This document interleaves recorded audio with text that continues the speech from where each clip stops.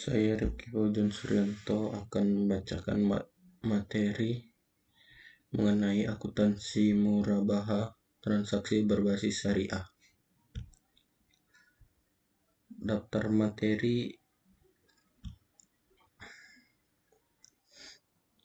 materinya adalah ada 5, yaitu mekanisme dalam murabaha, implementasi dalam murabaha, akuntansi pajak penghasilan kegiatan usaha berbasis syariah, pajak pertambahan nilai dalam transaksi berbasis syariah, transaksi murabaha dan aspek perpajakannya.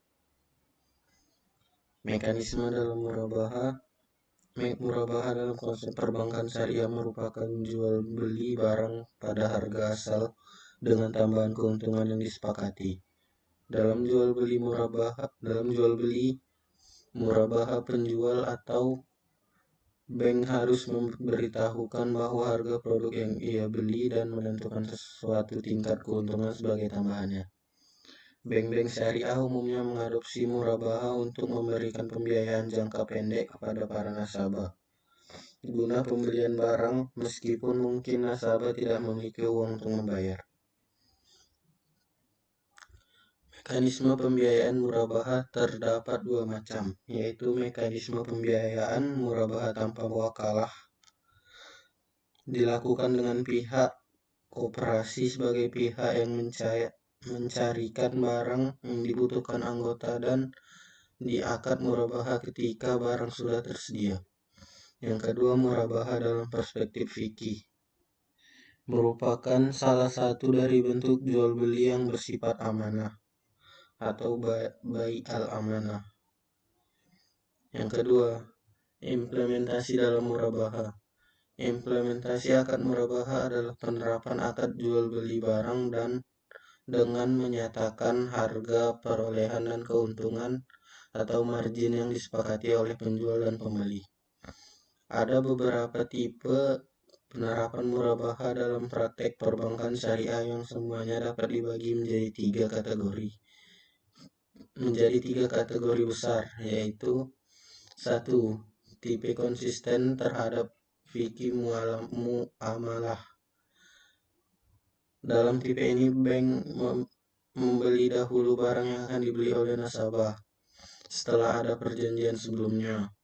Setelah barang dibeli atas nama bank, kemudian dijual ke nasabah dengan harga perolehan ditambah margin keuntungan sesuai kesepakatan.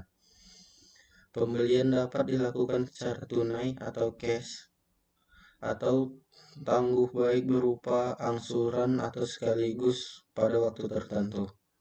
Pada umumnya nasabah membayar secara tangguh. Kedua, serupa dengan tipe pertama, perpindahan kepemilikan langsung supplier kepada nasabah, sedangkan pembayaran dilakukan bank langsung kepada penjual pertama atau supplier. Nasabah selaku pembeli akhir menerima barang setelah sebelumnya melakukan perjanjian murabaha dengan bank. Pembelian dapat dilakukan secara tunai atau cash, atau tangguh baik berupa angsuran atau sekaligus pada waktu tertentu. Pada umumnya nasabah membayar secara tangguh. Transaksi ini lebih dekat dengan murabaha yang asli, tapi rawan dari masalah legal. Yang ketiga, bank melakukan perjanjian murabaha dengan nasabah.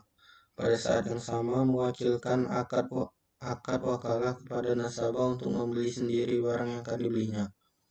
Dana lalu dikredit ke rekening nasabah dan nasabah menandatangani tanda terima uang. Tanda terima uang ini menjadi dasar bagi bank untuk menghindari klaim bahwa nasabah tidak berhutang kepada bank karena tidak menerima uang sebagai sarana pinjaman.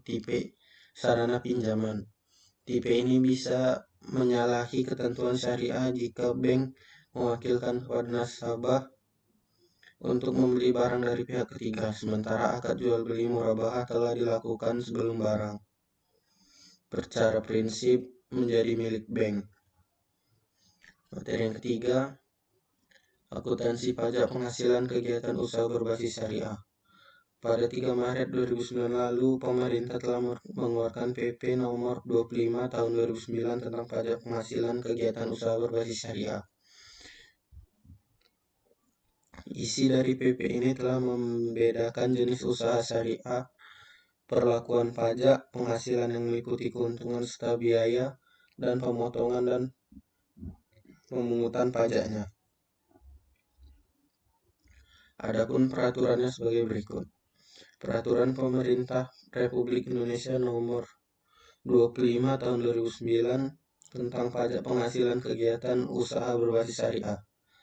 Yang kedua, Rancangan Undang-Undang Perpajakan atau RUU tentang penghapusan pajak pertambahan nilai atau PPN atau atas transaksi murabahah pada bank syariah. Meskipun demikian, karena RUU tersebut belum resmi diundangkan, saat ini aturan ini masih berlaku atas transaksi tersebut adalah surat edaran atau SE dari Dirjen Pajak yang menyatakan bahwa transaksi tersebut merupakan jual beli biasa yang dikenakan PPN. PPh Pajak Penghasilan. 1. Perlakuan pajak penghasilan dari kegiatan usaha berbasis syariah yaitu penghasilan, biaya, dan pemotongan pajak atau pemungutan pajak. 2. Biaya dari kegiatan usaha berbasis syariah termasuk hak pihak ketiga atas bagi hasil, margin, dan kerugian dari transaksi bagi hasil. Ketiga, pemotongan pajak atau pemungutan pajak dari kegiatan usaha berbasis syariah dilakukan juga terhadap hak pihak ketiga atas bagi hasil, bonus, margin, dan hasil berbasis syariah lainnya yang sejenis. Materi yang keempat, pajak pertambahan nilai dalam transaksi berbasis syariah. Pajak pertambahan nilai dalam transaksi berbasis syariah. Undang-Undang Nomor 42 Tahun 2009, ketentuan pasal 1A diubah sehingga berbunyi sebagai berikut, yang termasuk dalam pengertian penyerahan barang kena pajak atau BKP adalah A. Penyerahan hak atas barang kena pajak karena suatu perjanjian. B. Pengalihan barang kena pajak karena suatu perjanjian sewa beli dan perjanjian sewa guna usaha atau leasing. C. Penyerahan barang kena pajak kepada pedagang perantara atau melalui juru lelang. D. Pemakaian sendiri dan pemberian cuma-cuma atas barang kena pajak. E. Barang kena pajak berupa persediaan dan yang menurut tujuan semula tidak untuk diperjualbelikan yang masih tersisa pada saat pembubaran perusahaan. E. Penyerahan barang kena pajak dari pusat, cabang, atau sebaliknya, dan penyerahan barang kena pajak antar cabang. G. Penyerahan barang kena pajak secara konsinyasi. H. Penyerahan barang kena pajak oleh pengusaha kena pajak dalam rangka perjanjian pembiayaan yang dilakukan berdasarkan prinsip syariah yang penyerahannya dianggap langsung dari pengusaha kena pajak kepada pihak yang membutuhkan barang kena pajak. Materi yang kelima, transaksi murabahah dan aspek perpajakannya. Ini adalah gambar skema transaksi murabahah. Bisa kita lihat di sini. Ini adalah skemanya. Dimulai dari pengajuan pembelian barang oleh nasabah. Pada saat itu nasabah menegosiasikan harga barang, margin, jangka waktu pembayaran, dan besarnya angsuran. Bank sebagai penjual selanjutnya mempelajari kemampuan nasabah dalam membayar piutang murabahah. Apabila rencana pembelian barang tersebut disepakati oleh kedua belah pihak, maka akan dibuat akad murabahah. Isi dan ketentuan akad murabahah setidaknya mencakup berbagai hal agar rukun murabahah dapat terpenuhi dalam transaksi jual beli yang dilakukan. Setelah akad disepakati pada murabahah dengan pesanan, bank selanjutnya melakukan pembelian barang kepada pemasok. Akan tetapi pada murabahah tanpa pesanan, bank dapat langsung menyerahkan barang kepada nasabah karena telah memilikinya terlebih dahulu. Pembelian barang kepada pemasok dalam murabahah dengan pesanan dapat diwakilkan kepada nasabah atas nama bank. Dokumen pembelian barang tersebut diserahkan oleh pemasok kepada bank. Barang yang diinginkan oleh pembeli selanjutnya diantar oleh pemasok kepada nasabah pembeli. Setelah menerima barang, nasabah pembeli selanjutnya membayar kepada bank. Pembayaran kepada bank biasanya dilakukan dengan cara mencicil sejumlah uang tertentu selama jangka waktu yang telah disepakati.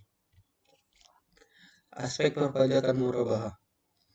Pajak pertambahan nilai atau PPN atas produk pembiayaan murabahah telah dihapuskan sesuai dengan Undang-Undang Nomor 42 Tahun 2009 tentang pajak pertambahan nilai atas barang mewah, yaitu pembiayaan murabahah tidak dikenai pajak pertambahan nilai.